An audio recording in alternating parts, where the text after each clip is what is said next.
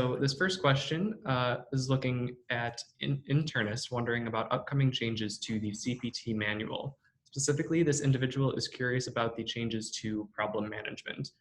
Is it true that physicians will no longer get credit for assessing problems when a specialist is involved in a patient's care?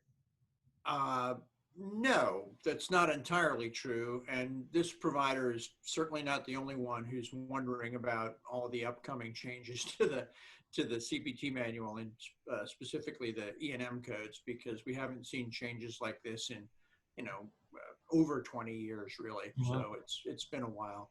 Um, but his question is, do we not get credit for problems assessed when a specialist is involved in the care?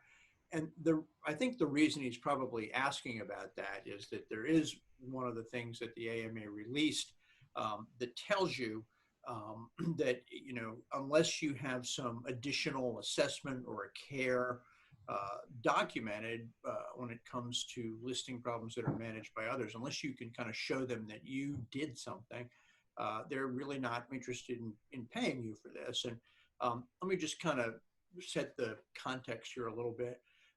This comes out of the guidance to the E&M guidelines for 2021 that the AMA has released. And one of the things that they did was they've kind of redefined what problems are, what problems count towards your level of medical decision making. And they had made this comment, and it was actually a good observation. It's something that people have been wondering about over the years, because you'll see a note that, let's say it says the patient's here for chronic disease follow-up or chronic disease management, and they'll give you a little bit of a status of a couple of problems in the HPI, the blood pressures or blood sugars, et cetera, et cetera. But when you get down to the assessment and plan, you'll see something about the hypertension, you'll see something about the diabetes or the lipids, and then you'll see a comment that says, CKD, chronic kidney disease 3, managed by nephrology, or it'll just say CKD-3 sees nephrology. Now, we don't really need that problem in there to get this code to a level 4, because we've got maybe 3 problems before it. But if there's only 3 things listed, and you've got the first 2 are stable issues, and now you see this CK3 sees nephrology, we've always wondered whether we were counted that or not, because it's more of a comment than anything else, more of a mention. The physician doesn't really seem to be engaging, that problem. He's pretty much saying nephrology's taking care of this. So that question's been around for auditors for many, many years. And I think physicians being trained to code based roughly or usually on the number of problems that patients have, would tend to include these things, because in their mind, certainly someone with chronic kidney disease level 3 and hypertension, there's an interplay between those 2 things, and they each make the other more complicated. And it's a very real thing to them.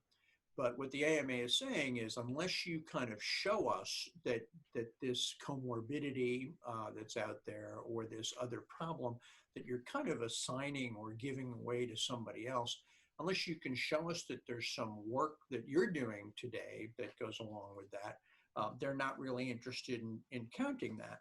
So what you need to be really careful to do is to kind of, again, show your work and say, we did a GFR test today, or GFR, give that score, and the albumin score maybe, because I'm sure there's labs that pertain to the CKD, and maybe mention, the way that relates to their hypertension and your choice of medications.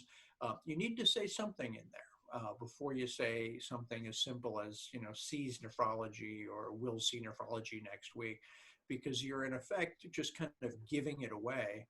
And you're now kind of on notice that unless you sort of show that work, it's not going to be counted towards your level of medical decision making. So in a way, it's a long overdue clarification of something that's always been a little unclear.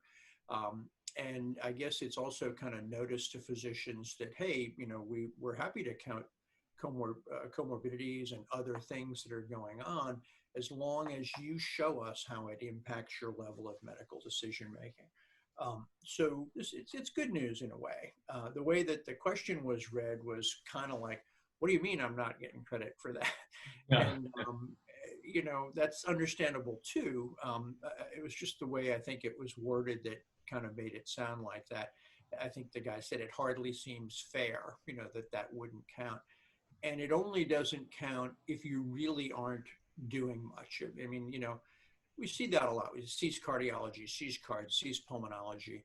Um, and if you're kind of just saying that those problems are managed lock, stock, and barrel by somebody else, or being or addressed by someone else, then you probably shouldn't get credit for it. But if you can show how that impacts your work, then it's all to the good. It's still going to be, I think, all about counting. Um, Counting problems, the nature of problems.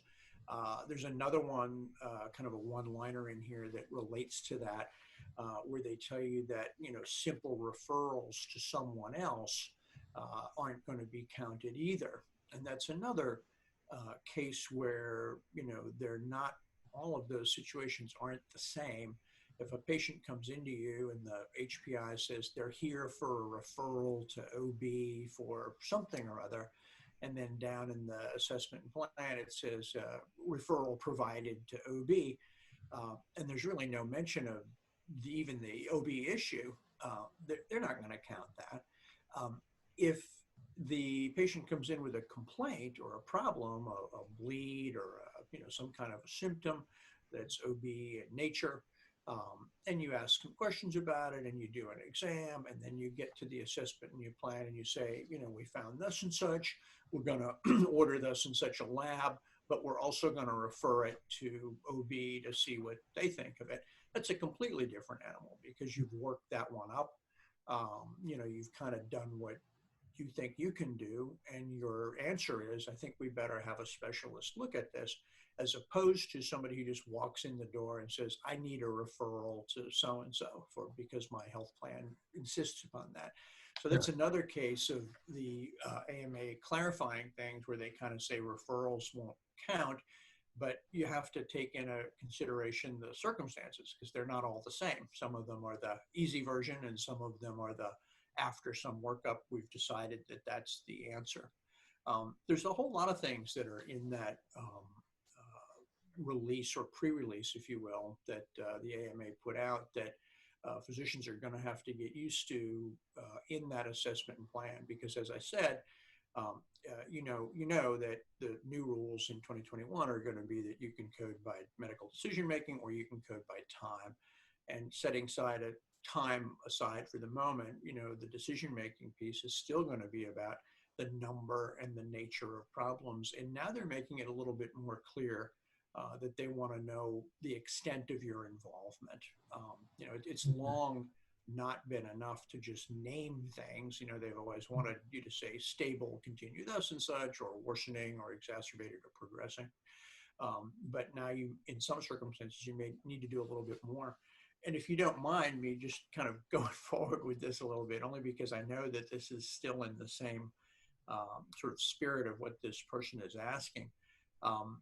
There's new language that physicians are going to have to kind of get used to. I think one of the more important ones, and when I first saw it, it really rang a bell with me, is that the AMA made it very clear that a problem that is not at goal is not considered to be stable.